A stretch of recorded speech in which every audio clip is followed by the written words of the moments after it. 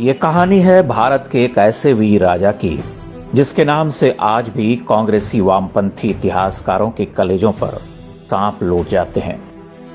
वो राजा जिन्होंने 11वीं शताब्दी में मुस्लिम आक्रमणकारियों को ऐसा मुंहतोड़ जवाब दिया था जिसके बाद लगभग 150 वर्ष तक उन्होंने दोबारा पलट कर देखने की हिम्मत नहीं की। हम बात कर रहे हैं श्रावस्ती के राजा सुहेलदेव की। आज के उत्तर प्रदेश का अवध, पूर्वांचल और नेपाल से लगे तराई के इलाकों में राजा सुहेलदेव का शासन हुआ करता था।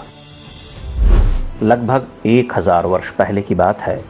मुस्लिम आक्रमणकारी महमूद गजनवी की सेना सिंधु नदी को पार कर भारत में घुस चुकी थी। गजनवी के भतीजे सैयद सालार मसूद गाजी के नेतृत्व में एक बड़ी सेना तेजी से पूरब की तरफ बढ़ रही थी। सालार मसूद मोहम्मद गजनवी का सबसे खूंखार सेनापति माना जाता था।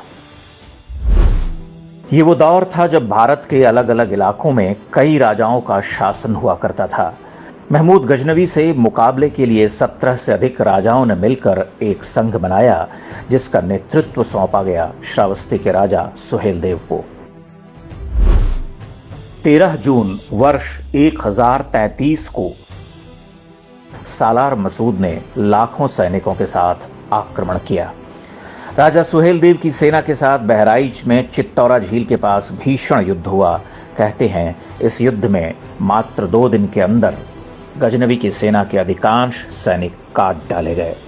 राजा सुहेलदेव ने स्वयं अपने हाथों से सालार मसूद गाजी को मौत के घाट उतार दिया। वह ज्येष्ठ पूर्णिमा का दिन था। युद्ध के बाद पीठ दिखाकर भाग रहे दुश्मनों को भी नहीं छोड़ा गया। यह भारतीय इतिहास के सबसे भयानक युद्धों में से एक माना जाता है। इसका परिणाम यह हुआ कि अगले 150 वर्ष तक किसी मुस्लिम आक्रमणकारी ने इस क्षेत्र की तरफ आंख उठाकर भी देखने की हिम्मत नहीं की। युद्ध के बाद सालार मसूद गाजी को बहराइच में ही दफना दिया गया, लेकिन 300 वर्ष बाद जब फिरोज शाह तुगलक आया तो उसने पास में ही राजा सुहेलदेव के गुरु ऋषि बालार के आश्रम को तोड़कर सालार मसूद गाजी की दरगाह बनवा दी। इसके बाद वहां हर साल उर्स होने लगा जिसमें कुछ हिंदू भी मन्नतें मांगने के लिए जाने लगे, बिना यह जाने कि वह किसकी मजार पर मत्था टेक रहे हैं। यह परंपरा आज भी जारी है। 16वीं शताब्दी में महाकवि तुलसीदास ने भी इस पर व्यंग्य करते हुए लिखा था, लही आँखी कब आंधरे, बांझ पूत कब ल्याए, कब कोढ़ी काया लही, जग बहराइच जाए। अर्थात पता नहीं कब किस अंधे को आंख मिली, पता नहीं कब किसी बांझ को पुत्र हुआ, पता नहीं कब किसी कोढ़ी की काया निखरी, लेकिन फिर भी लोग बहराइच जाते हैं। उस दौर के मुगल शासकों ने सुहेलदेव के वंशजों से हमेशा दुश्मनी निकाली। उन पर बहुत अत्याचार किए गए। बाद में अंग्रेजों ने भी उन्हें क्रिमिनल ट्राइब घोषित कर दिया। आजादी के बाद जिन कांग्रेसियों और वामपंथियों ने देश का इतिहास लिखा, उन्होंने भी राजा सुहेलदेव से बदला लेना जारी रखा और उनका नाम ही इतिहास के पन्नों से मिटा दिया। हालांकि वो राजा सुहेलदेव को लोक स्मृतियों से नहीं मिटा पाए। पूर्वी उत्तर प्रदेश के इलाकों में सुहेलदेव की वीरता के किस्से आज भी लोकगीतों और लोक कथाओं के रूप में सुने सुनाए जाते हैं।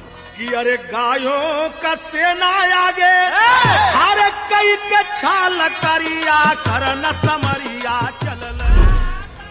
प्रधानमंत्री नरेंद्र मोदी के सत्ता में आने के बाद पहली बार राजा सुहेलदेव को पहचान दिलाने का प्रयास शुरू हुआ।